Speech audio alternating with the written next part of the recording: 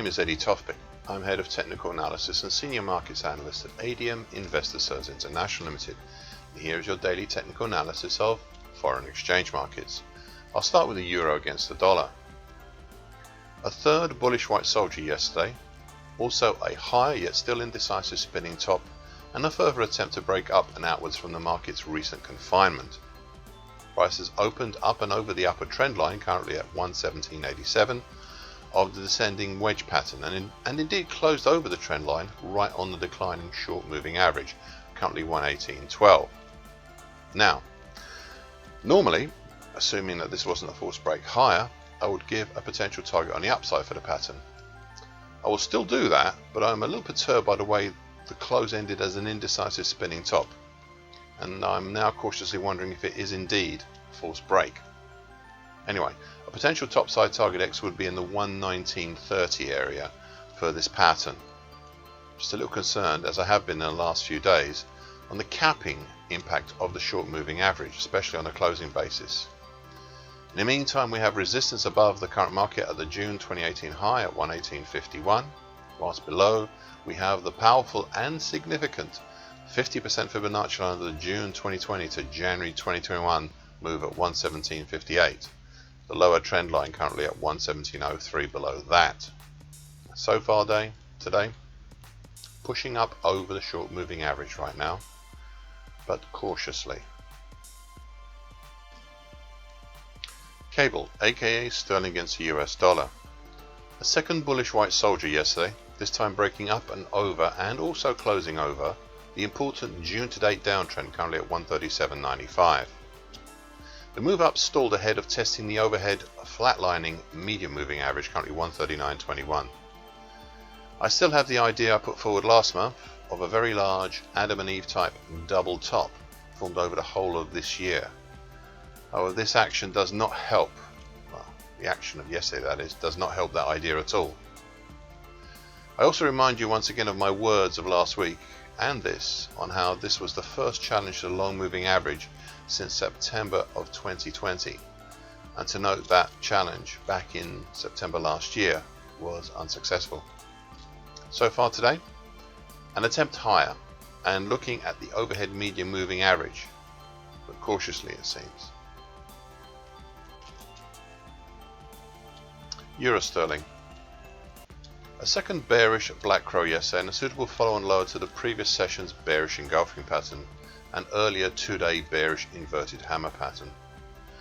Overall, the market is back within the May to date based bear channel, currently 84.74 to 85.62. Overhead, we still have the strong resistance from the medium moving average, currently at 8600, and the short medium moving average, currently 85.83. Meanwhile, below, under the lower bear channel line, we have the support at 84.69. The support originally halted the decline back in April. Okay, so we are in the last week of July and we're already set for a possible monthly key reversal. If we close this coming Friday night, either over 8600 or under 85.70, then we'd be on. Anything in between and would have a lesser outside month. As at close of business yesterday, we were looking at a monthly key reversal down. Now, so far today, a small follow-on lower, but this has since pulled back and we're looking like an indecisive doji cross right now. US dollar against the Indian rupee. An immediate countering key reversal up. Bullish engulfing pattern and bullish opening white Mariposa yesterday. Yet with all that, it still wasn't enough. So why do I say this? Well, this comes after the previous week's weekly key reversal down and the move late last week below the recent ascending broadening wedge pattern, currently 74.57 to 75.94, formed over June and July. If ever there was an instant of a false break lower, then yesterday's action was it.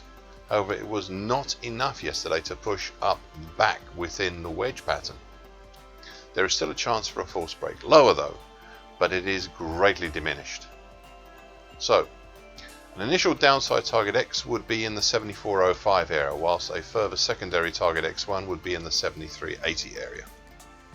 On its way down, the market would have to negotiate the 50% Fibonacci line, the February to April 2020 move at 74.26, as well as some late June congestion between 74.10 and 74.20.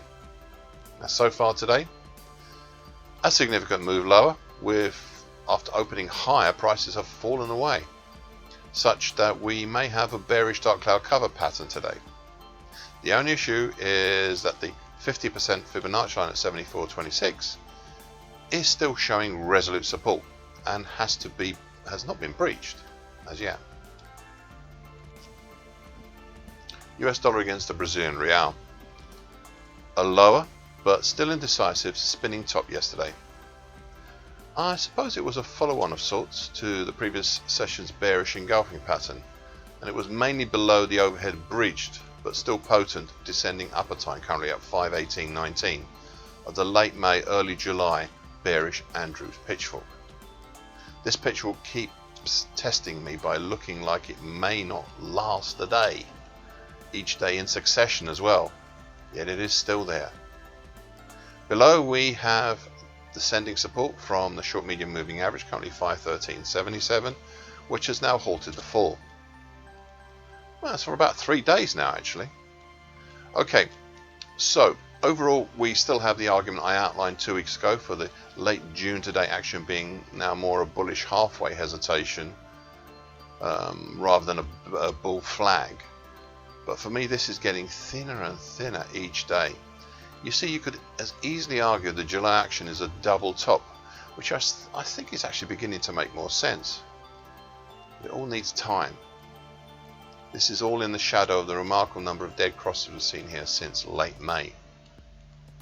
It all now depends on whether the bearish Andrews pitch will continue to reassert its hold higher up. On the top side though, we have the declining medium moving average currently at 531.91 and the long moving average at 535.17. Both those are now entering the frame. US dollar against the Mexican peso. A fifth bearish black crow yesterday and a concerted attempt to cross lower through the flatlining short medium moving average currently at 1996.92 and its recent partner the short moving average currently at 1997.97. In the end, despite breaching both, the market closed right on the short medium moving average.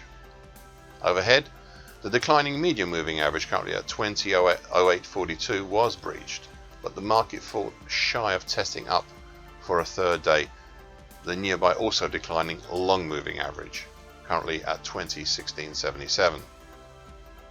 Overall, nothing has taken us away from the extensive indecision we'd seen previously in this market, indecision that stretches from the fall back to these levels originally seen in mid-April, but which recently started again in late June.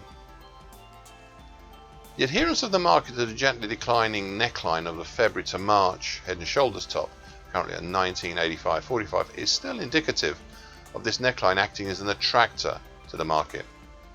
Now further below, we have the April to May base congestion zone between 1985 and 1995, with the neckline lower still, currently at 1959.71 of the late January to mid-May head and shoulders top, acting as further support.